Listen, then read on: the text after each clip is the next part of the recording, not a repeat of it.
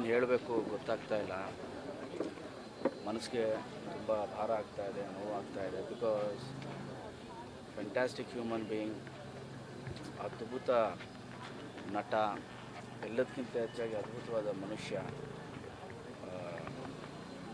ನಾನು ದಿಲೀಪ್ ನಮ್ಮದೊಂದು ಚಿಕ್ಕ ತಂಡ 2000 ಕಾಲೇಜ್ ಆಗಿದ ತಕ್ಷಣ ಜೊತೇಲಿ ಬಂದವರು. ದಿಲೀಪ್ ಕೂಡ ಥಿಯೇಟ್ರಲ್ಲಿದ್ದ, ನಾನು ಕೂಡ ಒಂದು ಥಿಯೇಟ್ರಲ್ಲಿ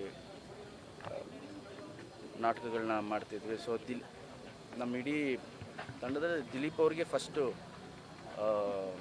ಕ್ಯಾರೆಕ್ಟರ್ ಸಿಕ್ಕಿದ್ದು, ಫಸ್ಟು ಅವರು ಪಾಪ್ಯುಲರ್ ಆಗಿದ್ದು ದಿಲೀಪ್ ಅವರೇ. ವಂಡರ್ಫುಲ್ ಡ್ಯಾನ್ಸರ್, ನಮಗೆಲ್ಲ ಖುಷಿ. ನಾನು, ಕಿಟ್ಟಿ, ವಿಜಿ, ಪ್ರೀತಿಗಾಗಿ ಅಂತ ಒಂದು ಸೀರಿಯಲ್ ಬರ್ತಾಯಿತ್ತು. ಅದರಲ್ಲಿ ಕಿಟ್ಟಿನೂ ದಿಲೀಪ್ ಅವರಿಬ್ಬರು ಜೊತೆಲಿ ಆ್ಯಕ್ಟ್ ಮಾಡ್ತಾಯಿದ್ರು. ನಾವೆಲ್ಲ ಸೆಟ್ಗೆ ಹೋಗ್ತಿದ್ವಿ. So from the beginning days ನಾನು ದಿಲೀಪ್ ಅವ್ರನ್ನ ನೋಡ್ಕೊಂಡ್ಬಂದಿದ್ದೀನಿ, ಜೊತೆಲೇ ಬಂದಿದ್ವಿ. Very hard worker. ಇನ್ನು ಚಿಕ್ಕ ವಯಸ್ಸು, 48 ಇಯರ್ಸ್, 48 ವರ್ಷಕ್ಕೆ ನಮ್ಮೆಲ್ರಿಗೂ ಶಾಕ್ ಆಗಿದೆ. ನನಗೆ ಬೆಳಗ್ಗೆ ಕೇಳಿದ ತಕ್ಷಣ ಇದು ನಿಜಾನ ಸುಳ್ಳ ಶಾಕ್ ಆಯಿತು ನನಗೆ. ಸೊ ಅವರ ಇಡೀ ಫ್ಯಾಮಿಲಿಗೆ ಮತ್ತು ಅವರ ಫ್ರೆಂಡ್ಸು ಮತ್ತು ಅವ್ರನ್ನ ಇಷ್ಟಪಡೋರಿಗೆಲ್ಲರಿಗೂ ಈ ಒಂದು ನಷ್ಟನ ಭರಿಸೋ ಶಕ್ತಿ ಕೊಡಲಿ ಅಂತ ಕೇಳೋದು. ಎಕ್ಸ್ಪೆಷಲಿ ಅವ್ರ ಫ್ಯಾಮಿಲಿ, ಅವ್ರ ಮಕ್ಕಳು ಸ್ಟ್ರಾಂಗ್ ಆಗಿರಲಿ ಅಂತ ಹೇಳೋಕ್ಕೆ ಇಷ್ಟಪಡ್ತೀನಿ. ಇದಕ್ಕಿಂತ ಜಾಸ್ತಿ ಏನು ಹೇಳೋಕ್ಕಾಗಲ್ಲ. ಜೊತೇಲಿ ಬಂದವರು ನಾವೆಲ್ಲ ಸಡನ್ನಾಗಿ ಹಿಂಗಾದಾಗನೋ ಏನು ಹೇಳಬೇಕು ಗೊತ್ತಾಗಲ್ಲ. ಜೊತೆಲಿ ನಮಗೆ ಒಂದು ಶಾಕಲ್ಲಿ ಇರುತ್ತೆ. ಅಷ್ಟೇ, ಅವ್ರ ಆತ್ಮಕ್ಕೆ ಶಾಂತಿ ಸಿಗುತ್ತೆ.